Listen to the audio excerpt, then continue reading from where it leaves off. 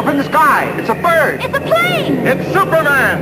Yes, it's Hello Superman. everybody, we're here with the start of week number 2 of DC's Infinite Frontier, and I could not wait to get the physical copies in, so I had to get a digital copy and read it first because I've been so pumped for this Phillip Kennedy Johnson Superman run to start.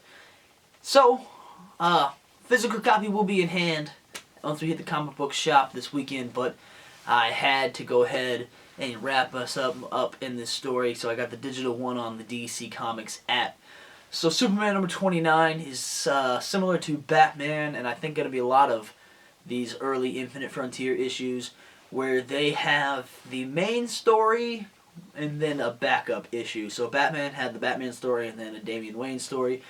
This one's got the regular Superman story, and then the backup story kind of feels like Superman's pal Jimmy Olsen back in like the 60s and 70s and whatnot. So that's kind of what it was.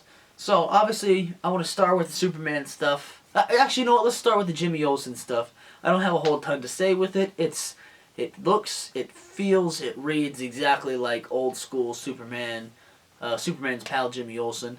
Not a ton to say on it.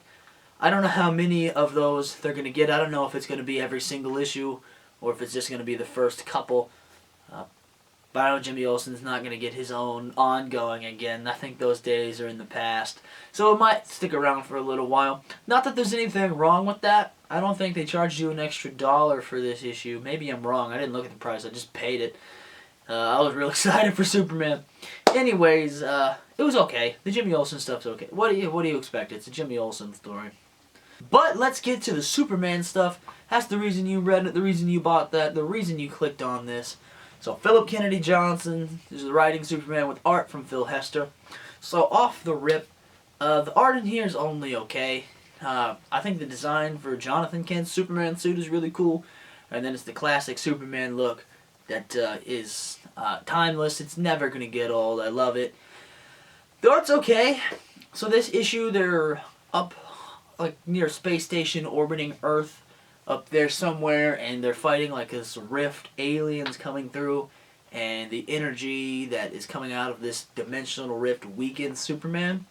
So Amanda Waller is like creating these to try and figure this out. So I think in the next issue of Action Comics, when this story wraps up, we'll see what Amanda Waller's actually up to. But it looks like she's kind of pulling the strings at the moment. Not that that's a surprise for Amanda Waller to kind of be the bad guy in one of these stories, because that's her role.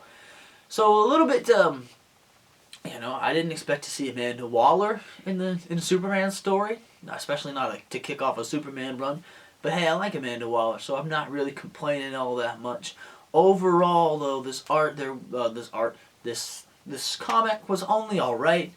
The villains they're facing are just nameless, generic rift alien villains.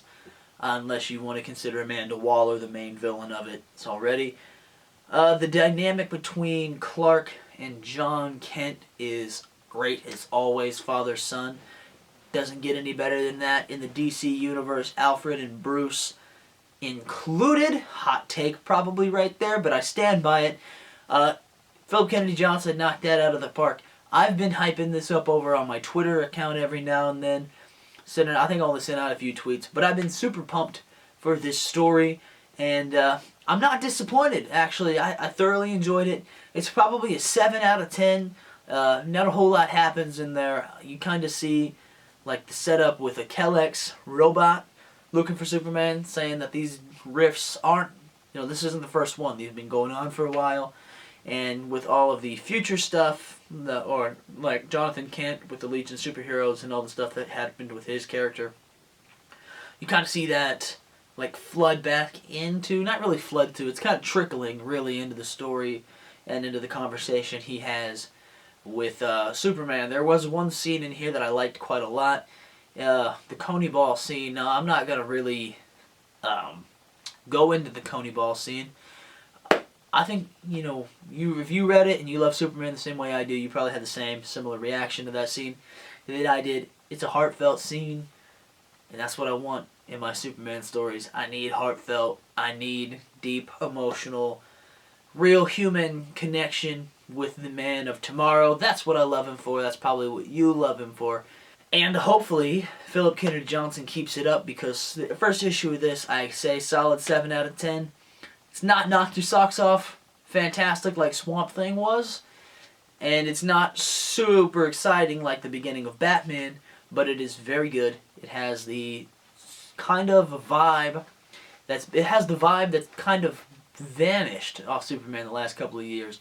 When Rebirth started, we were spoiled with a fantastic run in Action Comics by Dan Jurgens, and a even better run by Peter J. Tomasi in the Superman title, which is one of the best Superman runs of all time. It's fantastic.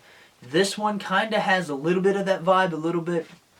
I think hopefully in a couple issues we'll see that dynamic from Jonathan Kent and Clark Kent be a little bit more distinguished, and make it Phillip Kennedy Johnson's dynamic, because you can't have the same one as you had in the Tomasi run, because it's just not the same time period. Jonathan Kent's not the same child. Damian Wayne's not going to be playing a big role with him in Jonathan Kent's life now, with what's going on with Damian in the League of Assassins. So there's no Super Sons. There's no young Jonathan Kent. So hopefully Phillip Kennedy Johnson can inject his own spin and his own storyline to make it feel distinguished, make it feel standalone. And we'll see this thing morph into what could potentially be a great run on the character of Superman and Superman Jr., I guess. He's not Superboy anymore, Jonathan Kent. It's great. Not a lot of Lois Lane in this issue. Zero Lex Luthor. Gotta love it. I'm having fun so far. I'm real excited. 7 out of 10. Superman staying on the pull list. Anyways, not that that's a surprise that Superman's staying on the pull list.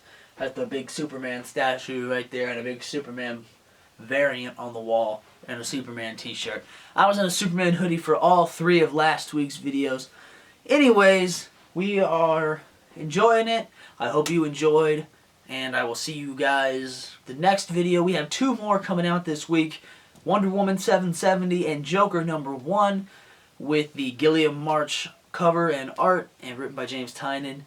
Wonder Woman by Becky Cloonan, Michael Conrad, and I'm blanking on the artist for that series, but I know the cover's dope, and it's Wonder Woman in Valhalla, so I can't wait for this weekend to go pick up and read that story. That's all I got for you guys.